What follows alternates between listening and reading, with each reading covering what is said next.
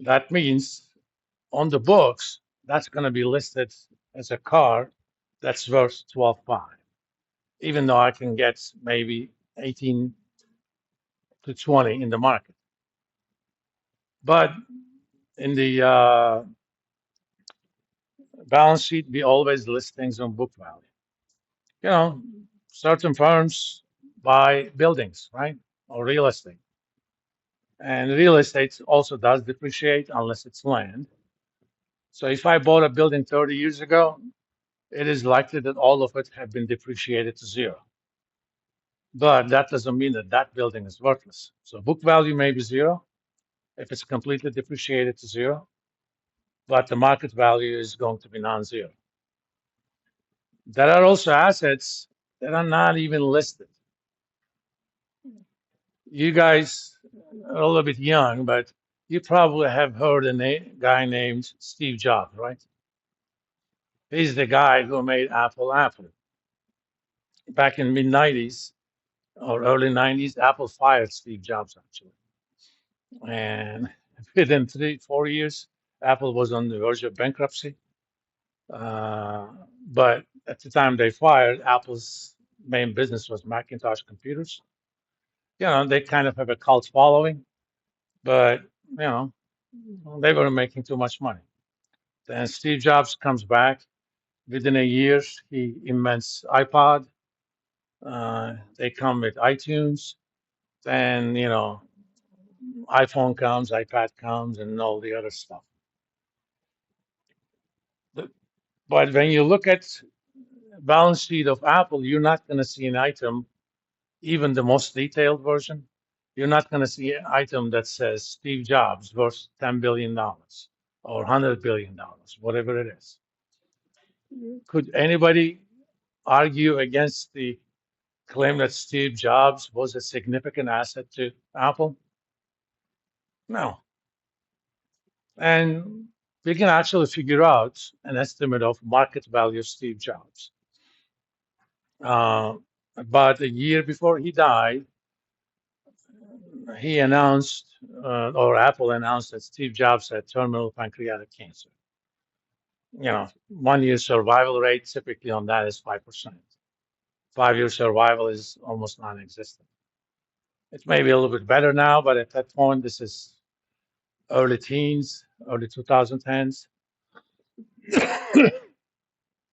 Do you know what happened to Apple shares once that announcement was made? It tanked. In one day, it lost about close to 10% of its value. So I don't know what Apple's market cap then was, but if this happened now, Apple is worth about $3 trillion now. At that point, probably it was probably worth about 1 trillion. If Apple lost 10% as a consequence of market realizing that Steve Jobs will be no more, and Steve Jobs has a market value of $100 billion or the imputed market value.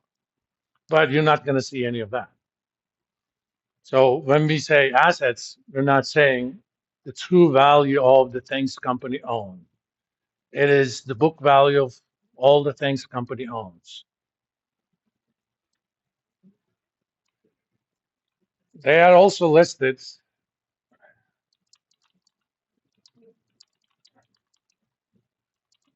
in the order of,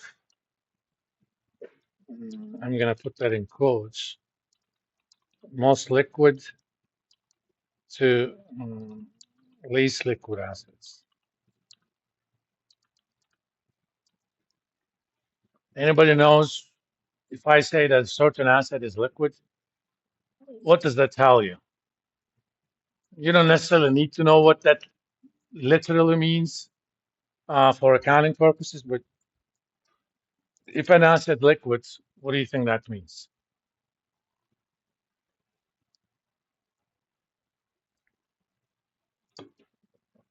You have an idea? Go ahead.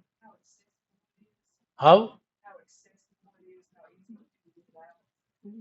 how easy to sell, actually. The precise definition is liquidity of an asset is the speed with which you can sell an asset without sacrificing much in value. You can sell anything quick. if you have obviously the most liquid asset of all is cash, right? You don't even have to sell it. It's already cash or stuff that's in your inventory.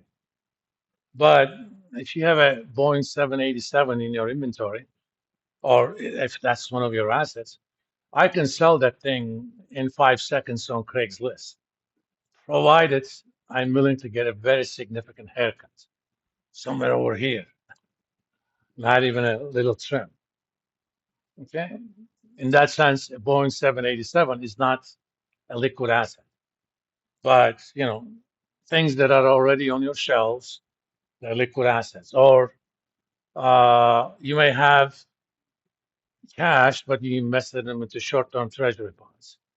I can sell about probably $1 trillion worth of 3-month T-bills within an hour without losing much in value.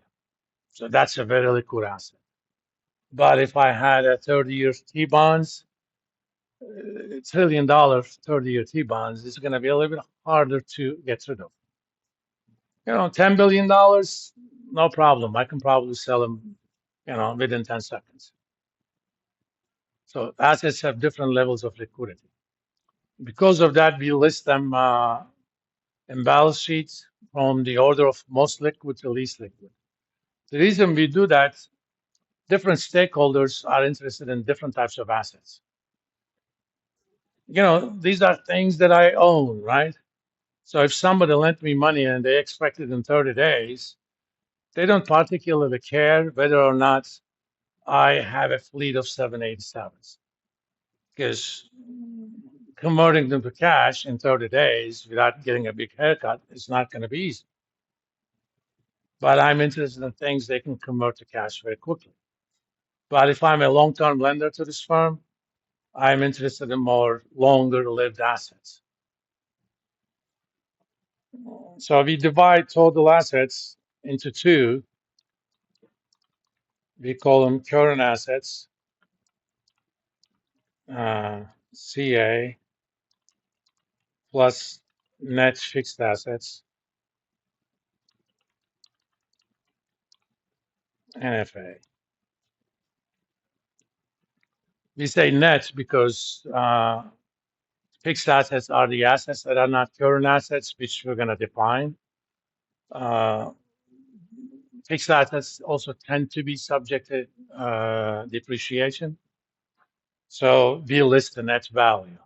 We may have purchased a building for $10 million, but if I already have $5 million worth of depreciation on it, the net value of that asset is only $5 million for book purposes. In the market, it may be worth anything. Doesn't matter. And by the way, there is no such rule that market values of assets are going to be greater than or equal to or less than the book value. I'll give you the biggest example. Back in late 80s, most of the 80s and especially late 80s, Japan had a lot of big trade surpluses. Japanese companies were growing wildly. They had so much cash, they didn't know what to do with it. Japan being a country where real estate, the land for real estate is not that much available. Most of the country is mountainous and stuff. So they invested in real estate. By the time we got to 1989, the Japanese stock market was booming. In fact, it hit, in yen terms, an index of 40,000 or so, close to 40,000, the so-called Nikkei 225 index, the largest 225 companies in Japan. But that was kind of a real estate bubble. It crashed. But if you looked at the financial statements of Japanese companies, you wouldn't see any effect of that because they haven't sold these buildings, so they were still listed at book value. But the market value was probably 20 to 30% of the book value. On the other hand, during the asset bubble, the market values were a lot higher than book value. So there is no rule that says market value is going to be greater than book value. It depends. By the way, that index went down to around 8,000 by 1996. This is in yen terms. In dollar terms, it was even worse. Back in 1989, $1 bought only 80 yen, or 1,000 yen bought you only $12.50. By 1996, $1 bought 160 yen. That means yen lost half of its value against dollar. So in dollar terms, it lost even more. So market values of things vary quite a bit. Now, even among let's define current assets. The book definition is assets that could be converted into cash without much loss in value within a year or an accounting cycle.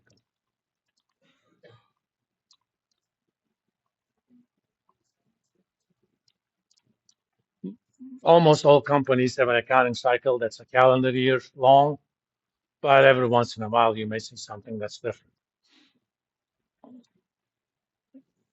But that doesn't mean all current assets are created equal. The current assets, you have